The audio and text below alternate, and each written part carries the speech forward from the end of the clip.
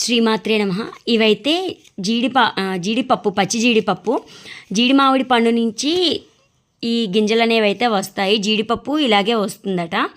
పండు బాగా పండిపోతే కిందది బ్లాకిష్గా వచ్చేస్తుంది. అప్పుడు కొంచెం పప్పు అనేది గట్టి పడుతుందట. మనకి జీడిపప్పు వస్తుంది కదా, వీటిని ఉడికించి కూడా ప్రాసెస్ చేస్తారట జీడిపప్పుకి. ఆ ప్రాసెస్ అయితే నేను నెక్స్ట్ టైం వెళ్ళినప్పుడు వీడియో అయితే పెట్టడానికి ట్రై చేస్తాను.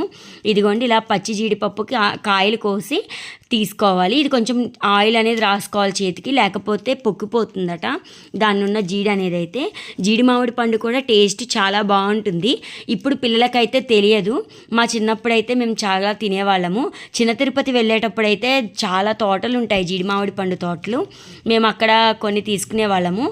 వీళ్ళు ఏంటంటే ఈ జీడి మామిడి పళ్ళు పడేస్తారనమాట. మన జీడిపప్పు వరకు తీసుకుంటారు ఆ తోటల్లో వాళ్ళు. మనకి కావాలి అనుకుంటే కనుక తినచ్చు.